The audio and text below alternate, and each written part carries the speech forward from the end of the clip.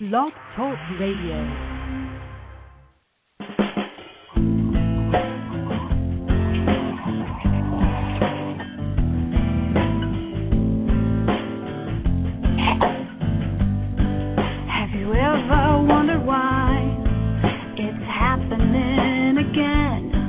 Welcome to Mind Shifters Radio with your co-host, the Forgiveness Doctor, Dr. Michael Ryce, and his wife Jeannie. Michael and Jeannie share with you the wisdom of the ancient Aramaic internal process of forgiveness.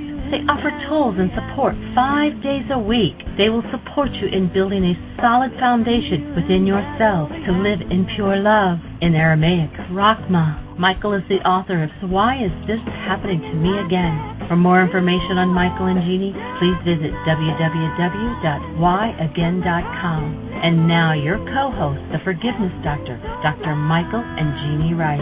To the brightness within you and the truth that is rooted within me. Hi, and welcome to Mind Shifters Radio with the Forgiveness Doctor. That's Dr. Michael Ryce.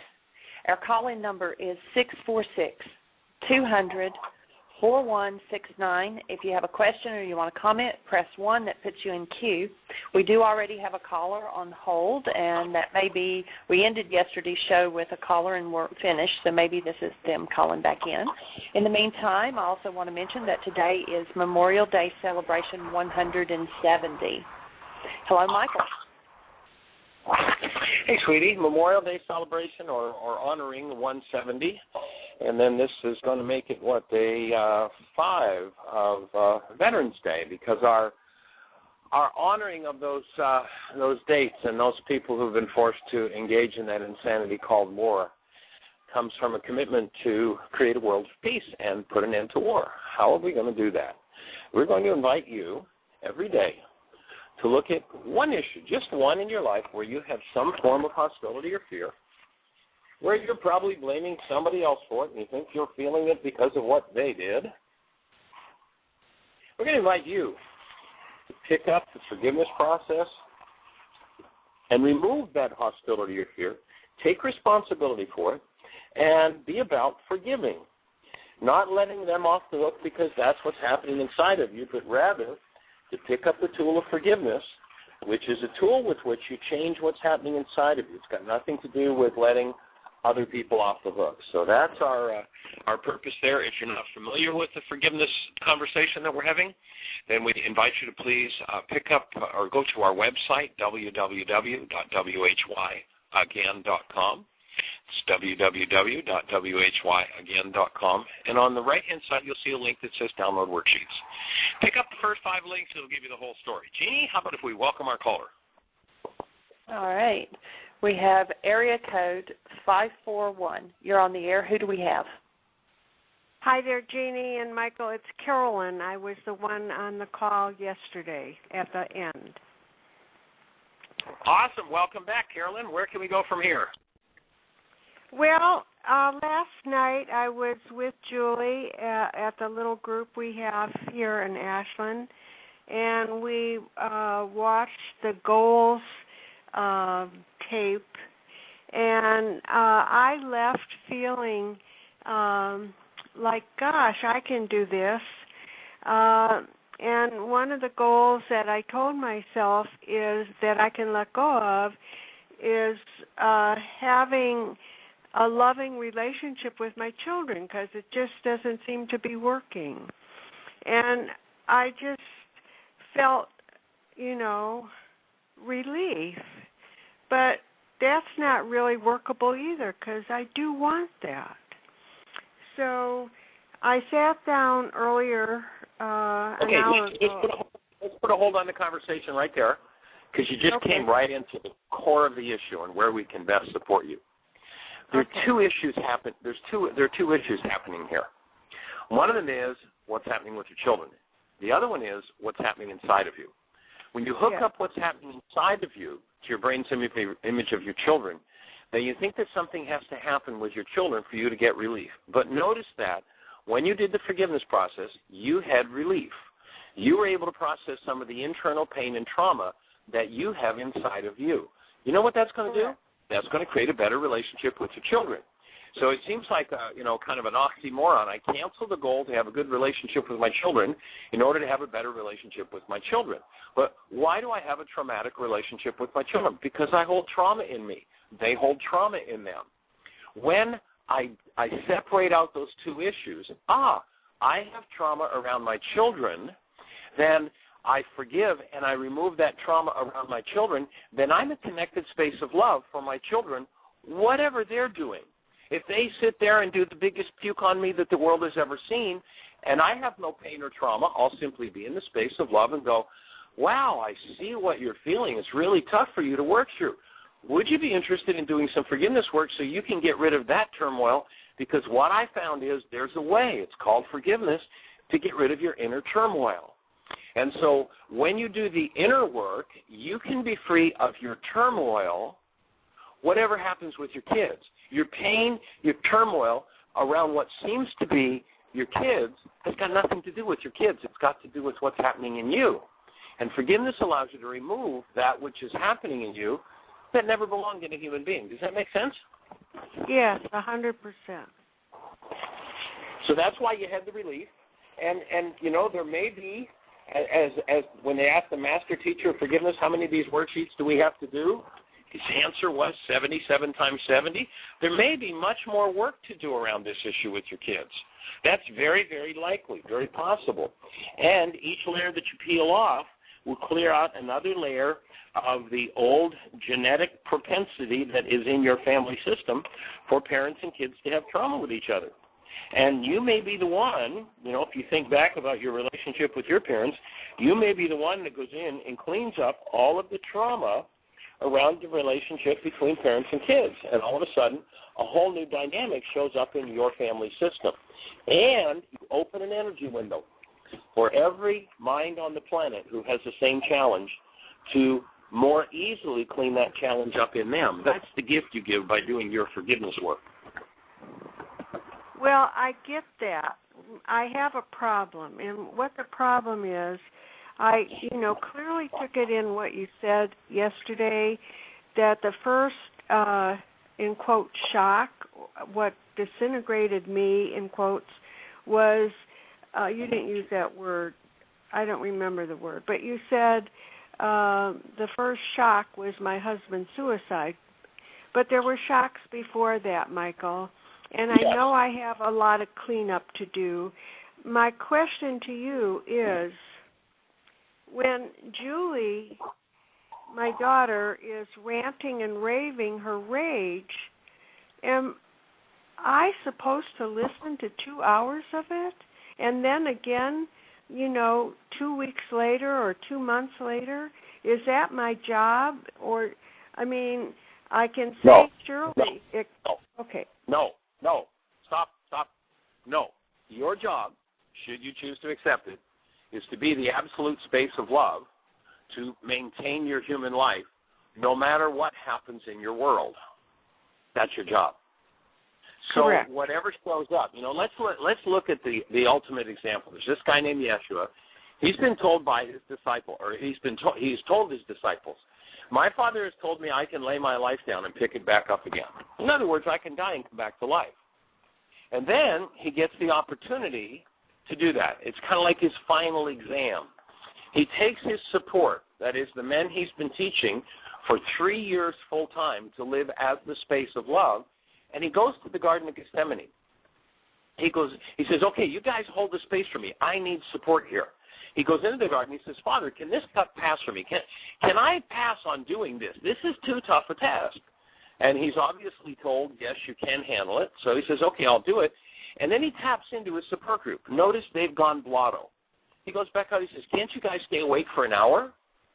He's been working with them for 3 years, and they can't hold a space of love for this issue because they haven't worked through this issue.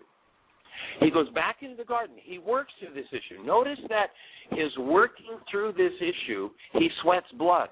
That's what the cleanse might look like. It might go that deep. So he goes through that healing process. He comes out the other side, and now he is an absolute commitment to love no matter who rages in his face, no matter what anybody does.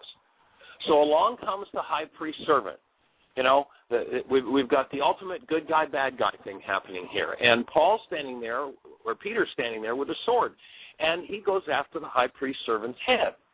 Now, remember, this guy, it's not just somebody verbally, puking out their stuff. This guy is going to have him brutally tortured and murdered. And what does he do? He reaches forward and he heals him. He doesn't give up his human life, love, because there's somebody in front of him that's going to kill him. He lives as love, and he reaches out through that love and offers healing to the man who's going to kill him. Now, the ego mind or the non-being mind would say to that, well, wait a minute, Michael, that's crazy. Did you notice that doing that got him dead? It's like, yes, I noticed doing that got him dead. Did you notice they couldn't keep him that way? And I'd offer that's what he came to teach us. If you develop the skill of living a human life, no matter what anybody else does, then you win. You live, and you don't have trauma. Now, if you have trauma in front of your daughter spewing her stuff out, then your trauma is going to be resonated by her trauma, and you'll probably resonate her more, and she'll resonate you more, and it'll end up like the War of the Roses. If you be the space of love, the tendency will be that the active presence of love from you will not only dissolve those layers of repeated traumas from your life, but it will dissolve that trauma from your daughter instead of reinforcing it. That's the real work. That's the depth of the work, and that's the challenge, that we actually live as the active presence of love no matter what's going on in our world. And it's a big challenge, no question about it. Well, I hear you loud and clear. I get that if I'm in a loving space and can truly be there without my own stuff triggered, and she can feel the loving support, nevertheless, I'm asking, isn't it just as loving to say, I love you, Julie, I'm sorry you're hurting, and why, it doesn't feel loving to let her yell and rage at me. Well, let's go back and do this one more time. There are two issues. There are two issues here. There's the issue of what's going on inside of you. Correct. And that is what your daughter's doing. Can you be? Your job is not to listen to her rage. Your job is to maintain your human life, whether she's raging or not. Now, once you get to where you can maintain your human life, you maintain an active presence of love, then, of course, you have the right to say, you want to live in that rage, and I've heard enough, so I'm going to move on. You have the right to do that. But then again, maybe you'll be inclined, because you'll be in an empowered state, to do something different and just hold the space and support her through it. That's going to be totally up to you. But they're two different issues. Your job is not to listen to her rage. Your job is to maintain your human life. Remember, our definition of human life is hold a newborn child. It is the active presence of love. When we recognize that's our humanness, our first order of business is to maintain that, no matter what anybody else does. Then, from there, make your choices. You can say, sweetie, I love you, but I'm going to let go of this for now. Or you can say, here we are. You're in your trauma, and I recognize I've had my part in helping to create that trauma, so I'm just going to hold this space, and I'm going to just be the space of love. Everything that comes up in me in response to your raving and your raging, I'm just going to forgive. I'm going to breathe. I'm going to let it go. And I'm going to just keep holding the space for you, sweetie. I love you. All right. So, that's a choice. But there's a difference between the choices we make and the dynamic of maintaining a human life. So for me to be, the choice then is to be in such a loving space that I'm not being triggered by her rage, and just hold the loving space for her so she can rage and just be there and loving her. And the second choice is when I feel like I've had it, just say, I love you, I'm sorry that you've been hurt by all this, and I think I need to take a break right now. Yeah, and you certainly have every right to do that. Okay. And right. as you walk away, if you notice that, geez, here I am, she's in her trauma, and man, maybe there's something genetic about this, because I can remember when I was a kid, when I was young, I can remember this kind of trauma and what kind of things have been added. So, wow, what has she got to work through? She's got everything I brought in plus her own. Okay, so I'm going to breathe to my capacity, and then I'm going to say, something, I need an intermission. Let's create a little space. There's that old saying that said, absence makes the heart grow fonder. It doesn't really make the heart grow fonder at all. It just allows the garbage to recede and quiet down. And they say familiarity breeds contempt. Actually, familiarity does not breed contempt. But if you put two people together in a space long enough and often enough, if either of them has anything unlike love that they haven't worked through, then sooner or later they're going to step on each other's realities. Those realities are going to come out. What we do with them becomes key. Do I choose to maintain my human life first, or do I choose something different? Does that make sense? Michael. Yes, it does. Awesome. So I have another question. Is there someone on the staff that when I occasionally need help with all this that I can speak to?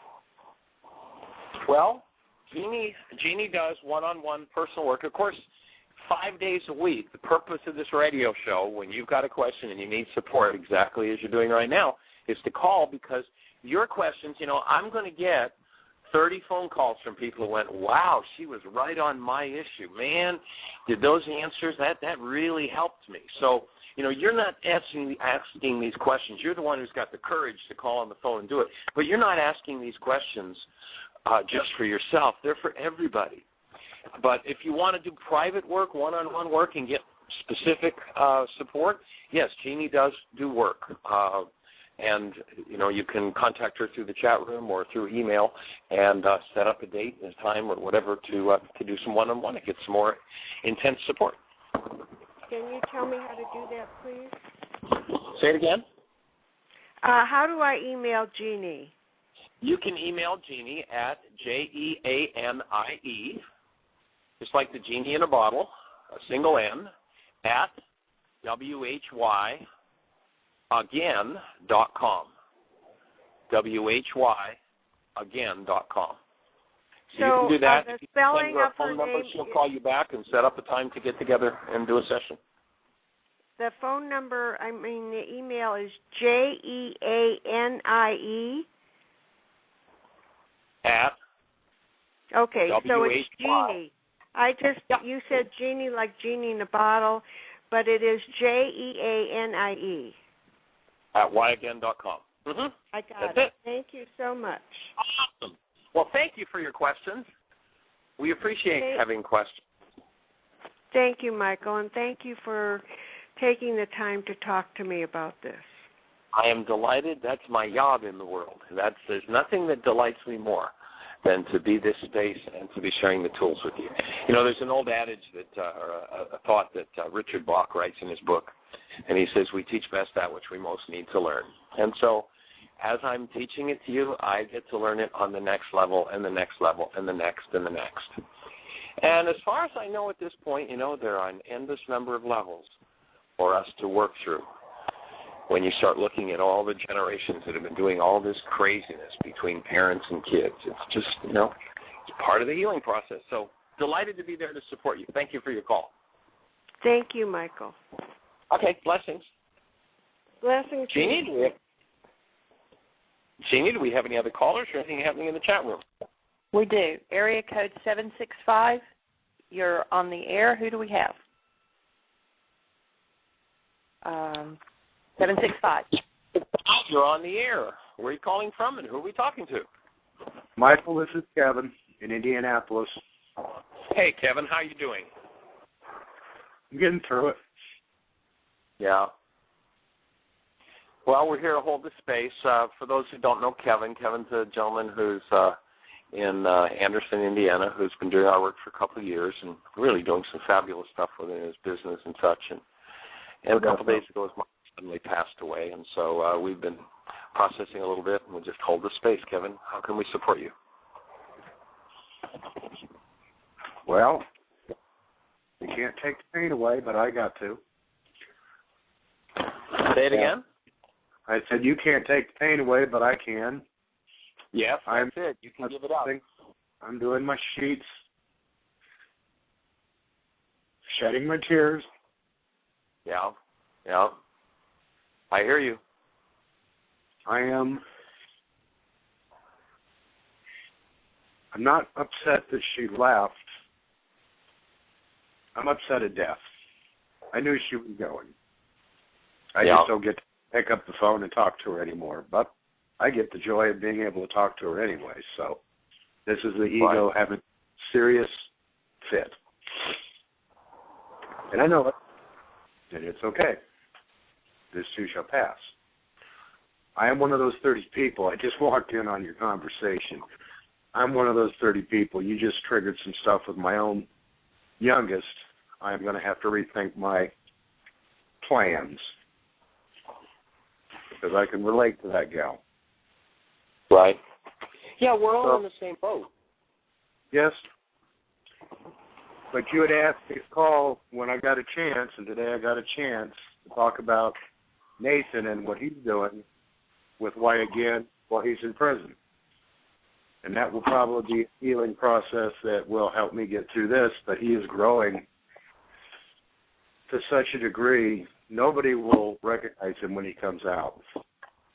You want to share a little bit of the history and what's happened, just so people know what's taking place, and then where he's at? It's so awesome what he's doing in that prison house. It's fabulous. Well, of course, being a youngster, wrong place, wrong time, wrong people, finally caught up to him, and he got locked up. We think it's silly, but that's a judgment. It is what it is. But from day one, because he then could not interface with what he thought were his friends, he had to go internally and think about what he was.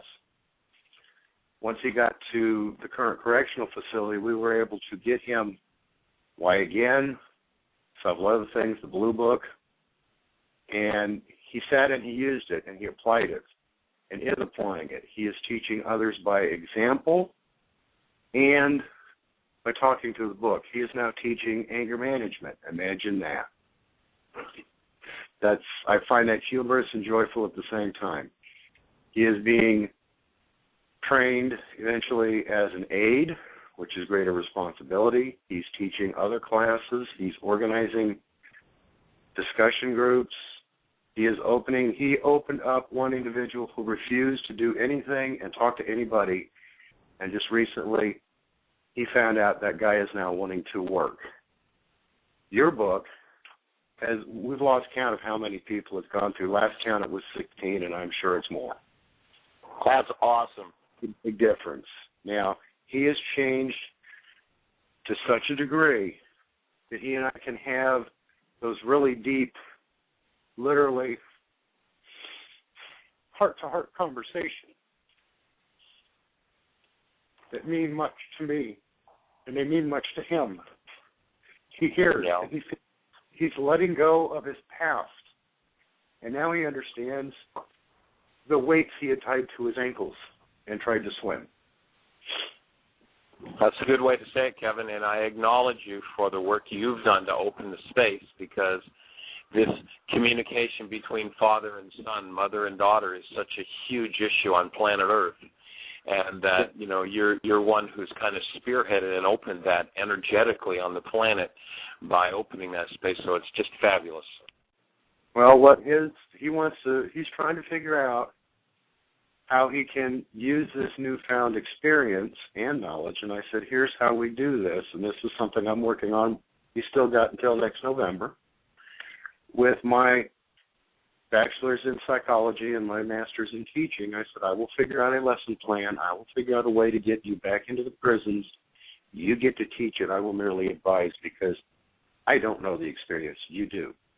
You can get to these gentlemen and tell them there is a different way. And he is all fired up about a way to possibly do that. He has gone beyond the small self. He has gotten to the big self, and he wants to change the world.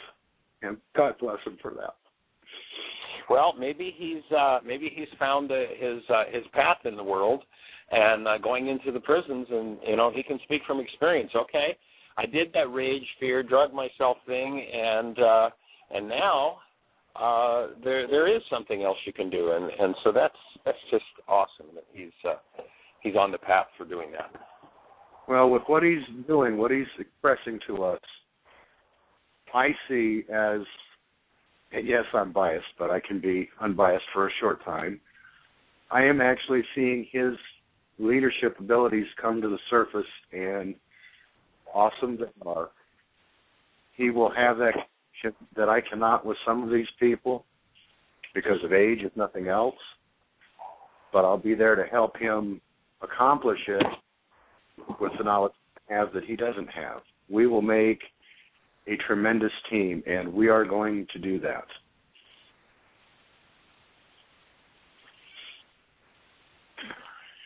Cool. Mindy's on the Mindy's listening right now, by the way. Oh, hey, Mindy. we are here to hold the space for you guys. And we accept that. It just know it. It's all the ego just wanting to run crazy, and it's like, okay, this too shall pass. But yes, things are moving in ways I don't even know how to describe them yet, because I don't even know where they're moving, and that's fine because I don't need to know. I'll act upon them as they show themselves and go, here's the next step. So your material has been of great help now that they're being used. Of course, as I told you, for years I was using your material in my papers in school, and the instructors were, who is this guy? I said, go to this website. So your words get... Awesome. Well, we appreciate having you on our team and appreciate the opportunity to create support for your son. And when you get a list of names in the prison, we'll be happy to send them free books. So that'll be awesome. Those to you. So I will let you take on the next one, but I was glad I was able to at least share that, because it is, if somebody can see it and see that kind of change, you know the change is honest, and that this book will do that. This whole concept will do that. Awesome, sir. All right, I'll let you go then. Thank you for being there and allowing me to speak. Okay. Okay, sir. Blessings. Bye-bye. Oh, thank you, God. What an opportunity. So, Jeannie, any other callers? Anything on the website? No, we do not. The call-in number is 646-200-4169. There's a lot of people out there on the switchboard. If you're wanting to talk to Michael, please press 1. That will put you in queue. Otherwise, we just assume that you're sitting there listening. Dr. David is on the phone with us. Awesome. Hey, David, how are you, sir?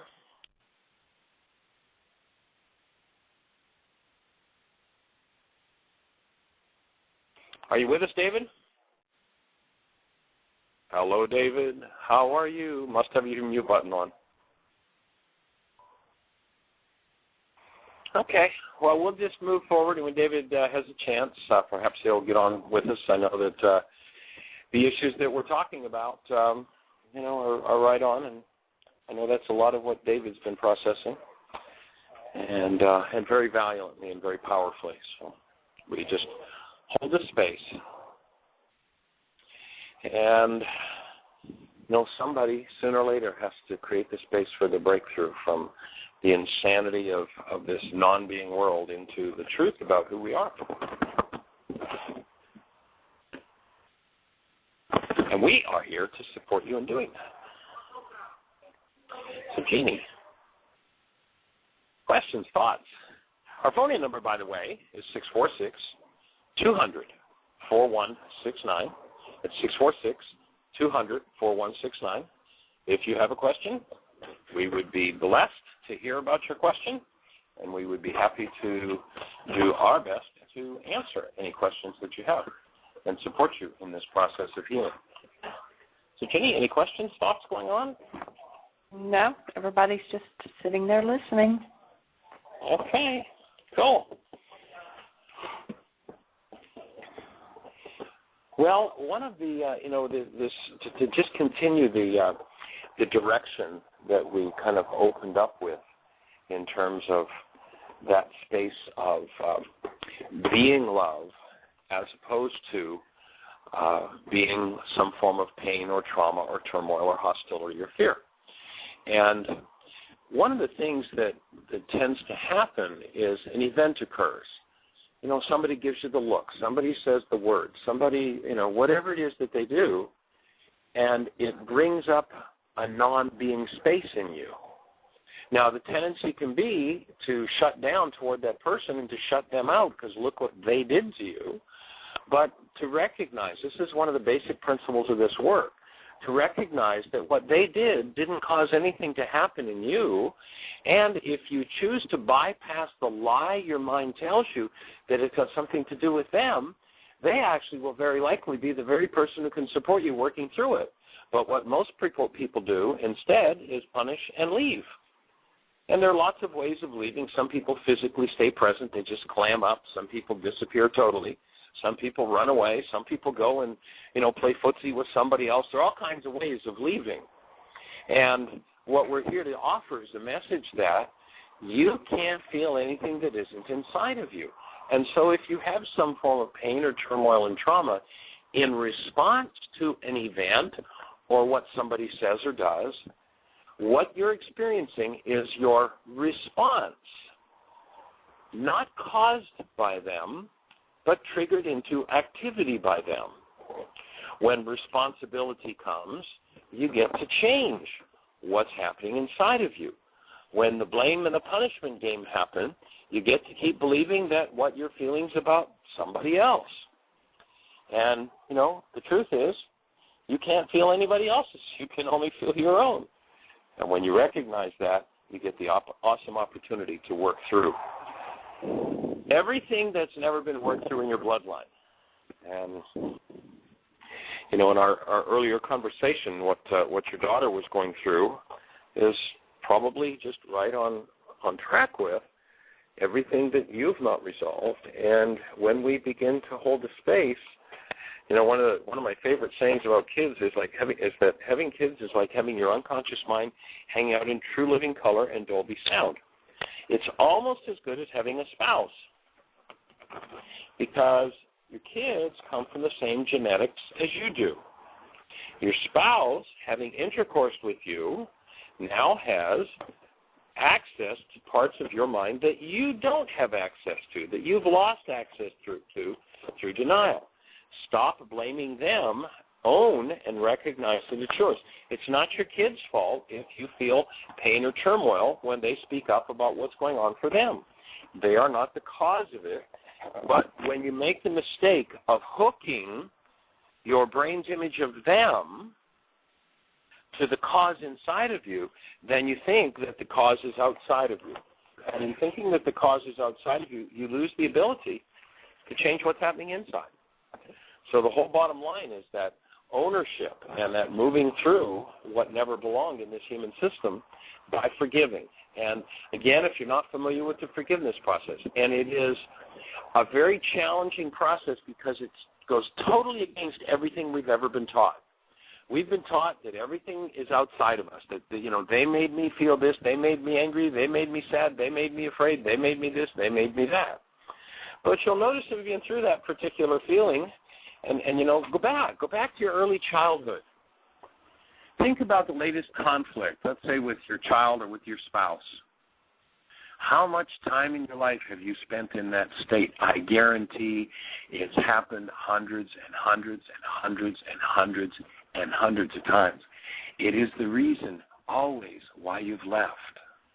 Guess what? You can stop leaving. You can start to communicate. You can start to speak about and elicit support for what's going on inside of you. And when you do, you start to change what's going on inside of you. And as you do, everything on the outside changes. You know, what Kevin just shared with us that his son is doing is so powerful. Went to jail. I forget how long. It's a pretty significant time frame that he's been there. And he's picked up and taking it as an opportunity to learn to work through everything that has been going on in his life. And he's doing it. I mean, he's doing it in spades. And then passing it on to others. He is teaching the tools to other people in the jail. And, of course, as he teaches it, he gets to learn it on whole new levels. You want to learn this work? Then teach it to somebody else. And as you do, you'll get to new levels of understanding the principles that we're speaking about. And in so doing, you'll overcome the brainwash of the world that says that it's all outside of you, that the problem is somebody else. So that's what we're here to support you in learning. And again, our call-in number is 646-200-4169. We would love to hear your sweet voice and have you call us and share with us your questions, your challenges. This is a supremely challenging work until you get a handle on it, you get it under your belt. It's tough to do.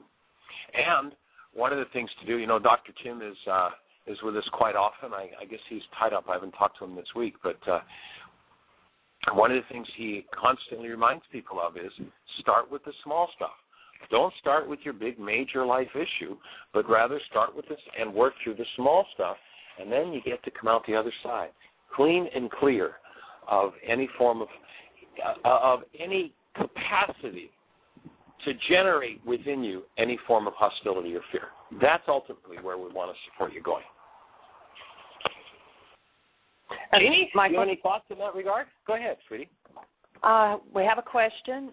It also kind of ties in with our conversation with Carrie yesterday, too. And then we also have a caller online. So, caller, if you will hold, you will be next. And then I also have another comment in the chat room. So the first question is, so what do you do when the person who you're saying the person that triggers you could also be the person who could heal you?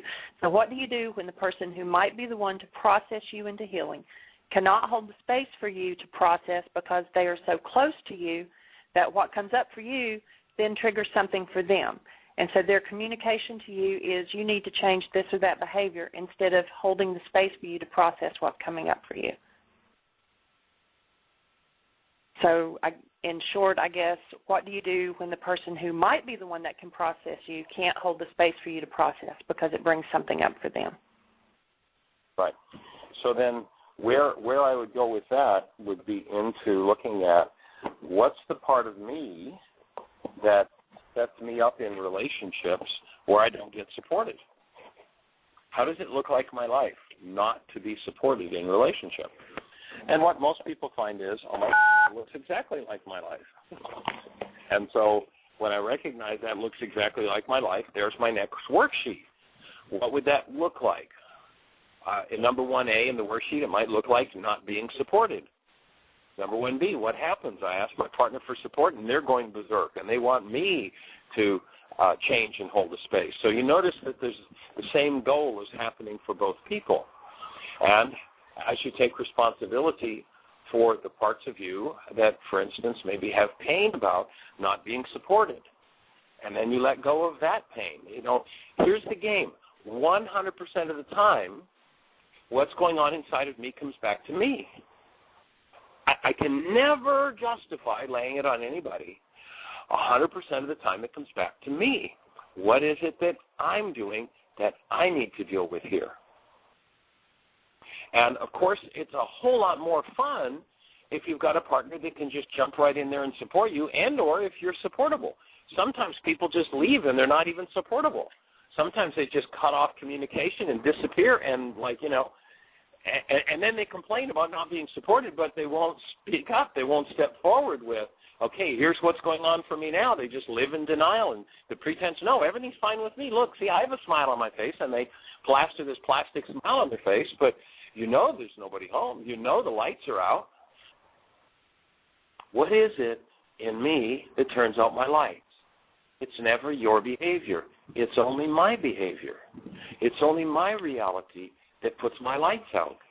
So I'm always capable of changing that reality.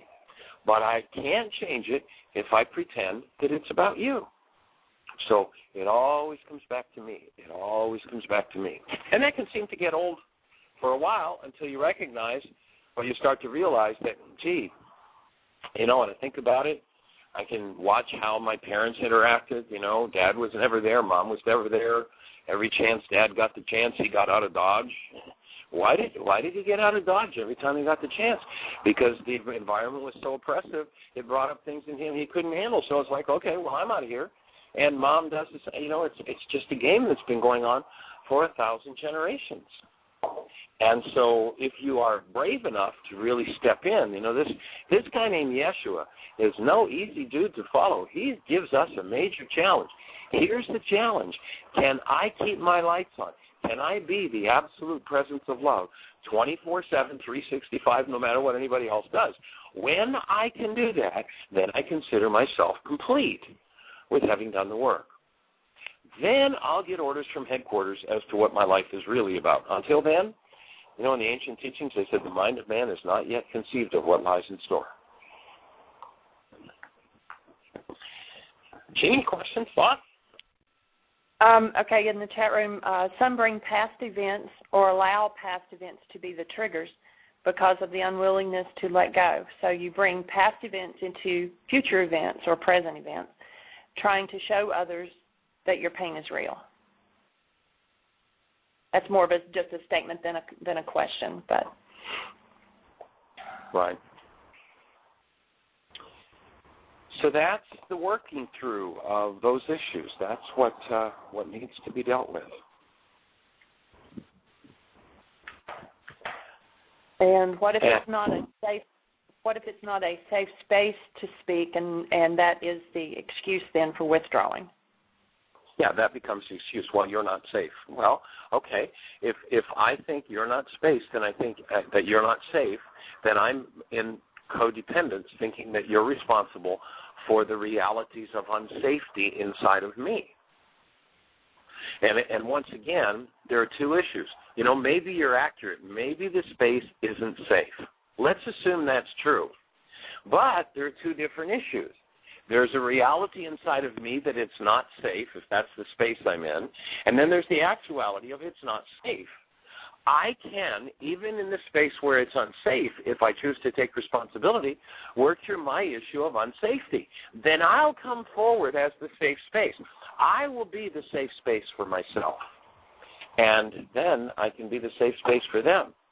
But if I perceive that they're not a safe space, and so I just cut off communication and I get into my way of punishing them, then I'm not the safe space. It's like you always have to delineate between these two issues. Am I the absolute presence of love with my lights on 24/7, 365 in everybody's face? And if I'm not, then that which is in me is what's taking me out of that capacity. Am I willing to reclaim that capacity? That's what we're here to support you doing, reclaiming your capacity to be the absolute presence of love 24/7, 365, no matter what anybody else is doing. Okay, and then we have a caller. And it's area code 727. You're on the air. Who do we have? Welcome, 727. Hi, this is... Who are we speaking to? Where are you calling from? Joe Davis. Hey, Joe. Hello. Yeah, hi. Hi. I'm good. Welcome. I've been in your workshops 2 days now. Uh-huh. So how are your I'm workshops going? Well, yeah, I think it's good, but I'm kind of flooded with all this great stuff that I'm looking at and thinking about, and it's a lot. But I'm really thankful for working with you, beginning to work with you, and hoping that I can find local support for what I want to keep doing. Well, we definitely hold the space for everything that's coming up for you to be worked through, and acknowledge your courage.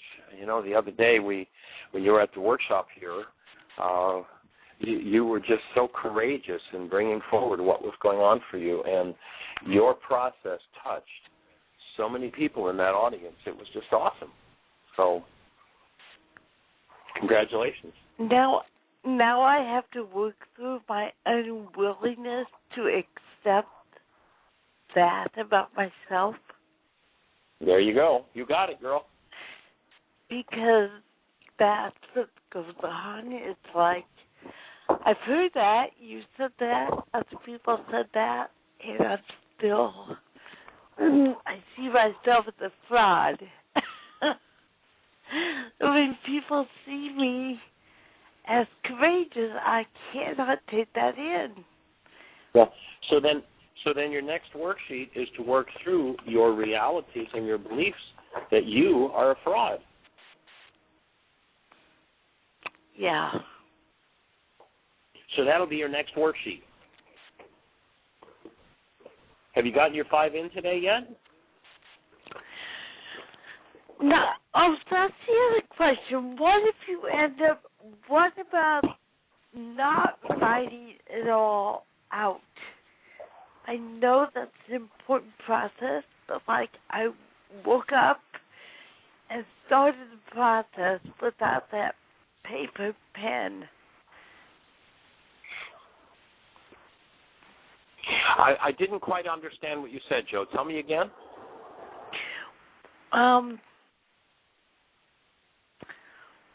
How important is it to write all this process down? If you're driving a car and you start processing things, I would suggest you do it in writing. Is that still valid? Well, you know, once you've done a certain amount of work, you can definitely just do the process mentally. But, and I developed this worksheet a quarter of a century ago, and I've been using it since then. And when I come across a big issue for me, I still put the pen to the paper and write it down. Because what I've found is it engages a different part of the brain. It takes me to a different level.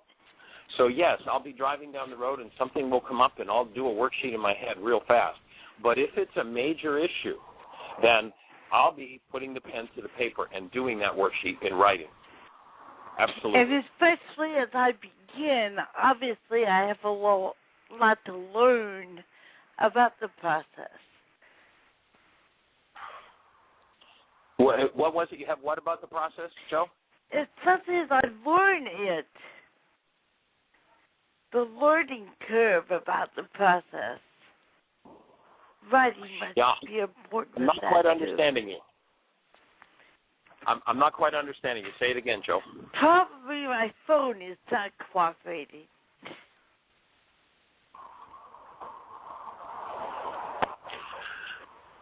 So go ahead and say again what you were saying about what was going on.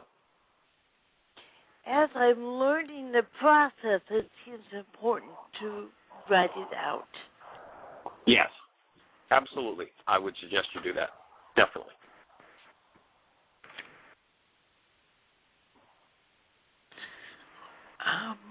Thank you again for being there. We'll look forward to it. I hope we'll see you tonight at that Unity.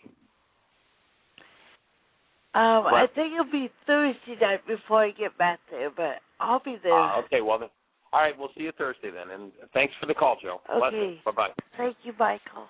Bye. All right. We delighted having your daughter there last night, too. That was awesome. She's a sweetie. She is. She actually had some... She was able to take in some of it, but some of it was just like blew her away. Well, that's okay. It's building the brain cells, and, just each time she comes, she'll build more brain cells, and she'll come to the point where she'll be helping and supporting you through the process. So that's easy. That'll happen. It'll take care of itself. So it was just a delight to have her there, and we'll see you Thursday. Blessings. Bye-bye. And by the way, for those who are listening, if you're in the St. Petersburg, Florida area, Jeannie and I this week are at Unity of St. Petersburg, the campus downtown, in St. Petersburg.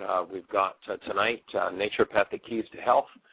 Tomorrow night, Healing Through Relationships. Thursday night, Codependence to Interdependence. So we'll be doing 3 more workshops. They're free, open workshops. You can go to www.whyagain.com, and you'll find a link that says schedule, travel schedule. So click on that. You'll get a flyer for what's happening. There is an error in the flyer, by the way, and the workshop starts at 7 and goes till 9 o'clock instead of 9:30. And Wednesday night, we're going to be starting at 7:15. So we'd be delighted to have you join us, and then we're actually going to be up in Orlando for 2 weeks doing some writing and some other work, and then the first week of December, we'll be in Pompano at Unity of Pompano doing a 6-day series there. The night before we start at Pompano, Saturday, I think it's December 3rd, we'll be doing the Heart Painter Studio in Boca Raton. And then we get to fly to St. Louis, where my daughter, on the 21st of December, is getting ready to have her first child. And so we get to be there for the birth of Adeline Nora. So hold the space for us for that, and for Krista, for those who know Krista. And then we'll be back in Florida. We'll be at Center for Positive Living in Fort Lauderdale doing a week, the first week of January. Oh, dear. Then we'll be over in Tampa. We'll be in Ocala. We've got lots of other things happening. So look at the schedule. Come and join us. Jeannie, questions, thoughts, answers, ideas? No, everybody else is just listening. Today is awesome as far as there's a bunch of guests out on the chat room, and so I put out there because I know a lot of times if you're just on the chat room as a guest, it doesn't allow you to write, and so I just put out there that if they wanted to email me at Jeannie, Jeanie, at whyagain, WHYAGAIN.com, and because we're almost out of time today, that we would address it on the show tomorrow, or they could go ahead and call in. We do have a few more minutes at 646-200-4169 and press 1. And Diane in the chat room says the lady that was just on there was adorable. We are blessed. We get to work with a lot of adorable people, and it's certainly awesome. And yes, if you're not registered for the chat room, that's something that Blog Talk requires in order for you to chat. But then you can ask questions and interact with the others in the chat room. So you're certainly welcome to do that. It's a pretty simple process. I think Jeannie's got a set of instructions for doing that on the website. Do you, Jeannie? I do. Cool. So any other thoughts in the chat room or anybody on the phone? Our call-in number, 646. We do have a few minutes. 646-200-4169. We'd love to hear from you and support you in your process of healing. And we do. Go ahead. We do have a caller. Area code 502. You're on the air. Who do we have? This is Barbara. Hi, Barbara. Well, hey there, lady. We're delighted to have you on the show. We're glad you made it. Can you hear me? Loud and clear. You're on. Okay. I wanted to clarify things. I got some emails from Jeannie that hurt my feelings, but then I finally figured out how to get through the work. Stop. Let's not go past that thought. Let's look at that thought before we move any further. So, no, but I got a shift. Michael. Yes, I got a shift. I worked through a worksheet, and I got a total shift out of that victim. And so all's clear on my end. And so now I can take all of Jeannie's suggestions and start working through the worksheet. So she gave me lots of different ideas. But I just wanted you to realize that I was able to work through the hurt and get the shift. For a long time, I couldn't understand how to get the shift, but it worked. And so all's clear on my end.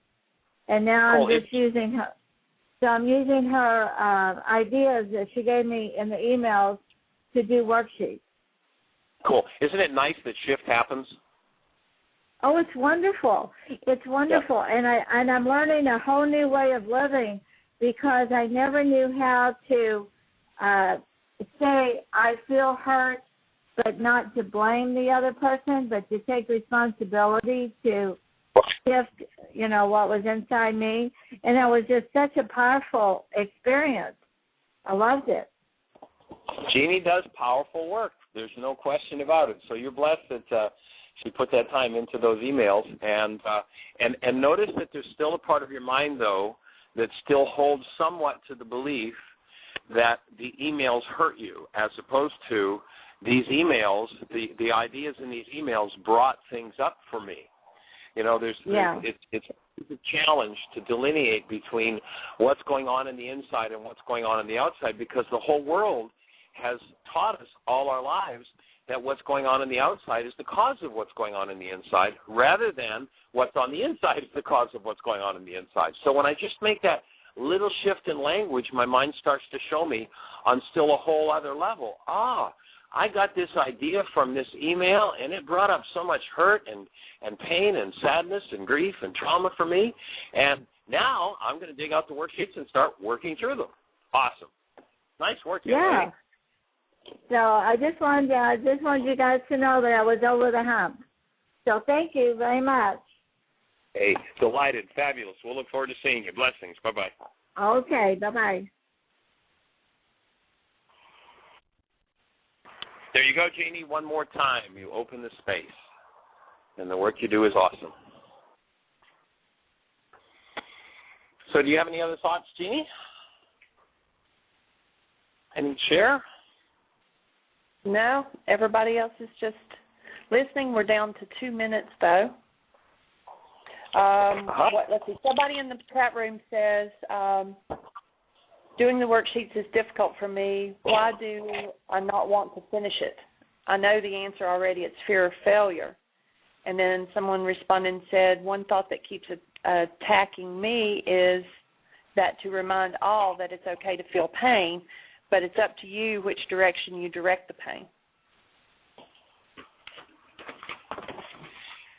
Yeah, another principle to be aware of is that when we go back through what was a painful experience, we are experiencing a memory of pain. It's not pain that we're experiencing. It's a memory of pain.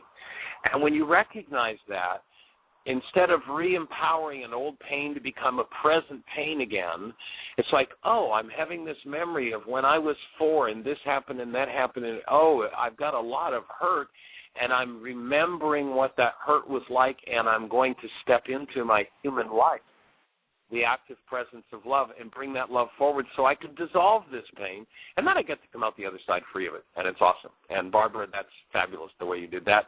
And we are going to just be holding the space for everybody that's listening to have the best year yet of your eternal life. Bring a stranger with you to the show tomorrow. Take care. Bye-bye.